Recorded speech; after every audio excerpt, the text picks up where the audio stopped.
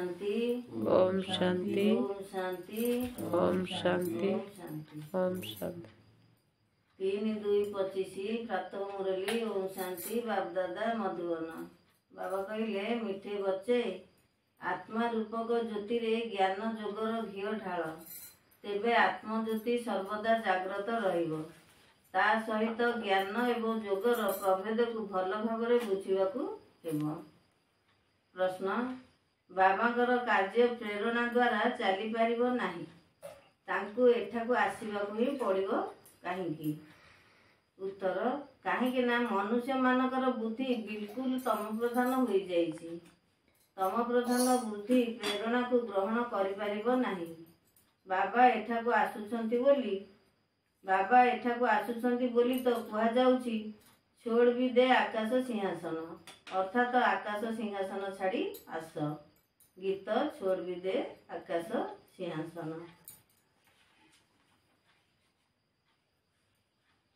धारणा पाई मुख्य सारांश 1 रे जोग बल द्वारा निजर कर्मेंद्रिय को शांत और शीतल करने को पड़िबो।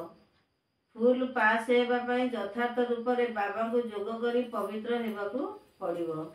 2 नंबर रे उठिबा बसिबा समय रे बुद्धि रे रहू जे एबे मु एही पुराना शरीर छाड़ी घर को फेरी जीवी। जेपरी बाबा भितर समस्त ज्ञान भरी होई रहिछि सेही परी मास्टर ज्ञानर सागर हेबाकू पड़िबो।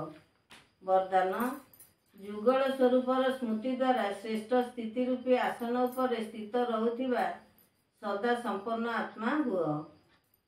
संगम जुगरे शिव शक्तिर जुगल स्वरूपर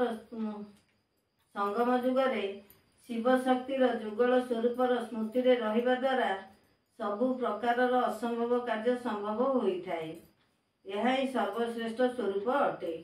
यही स्वरूप रे स्थित रहिबा द्वारा संपन्न भवर वरदान मिल जाए।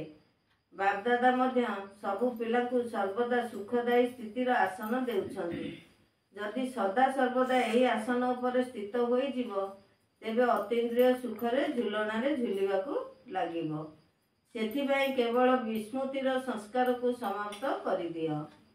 स्लोगान निजर शक्तिशाली मनोवृत्ति द्वारा आत्मा मानकू योग्य एवं योगी कर। ओम शांति।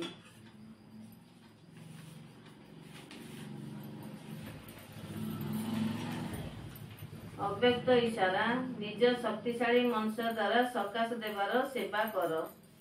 3 तारिख रे निजर डबल लाइट फरिश्ता स्वरूप स्थित होई साक्षी होई सबु पाठ देखी सकाश अर्थात सहयोग दियो। कारण आपण समस्तकर कल्याणर निमित्त अटंती। यही सकाश देवा ही आज्ञा पालन करवा अटे। किंतु उच्च स्थिति रे स्थित होई सकाश दियो। वाणीर सेवा सहित मनसा शुभ भावनार वृत्ति द्वारा सकाश देवार सेवा कर। ओम शांति।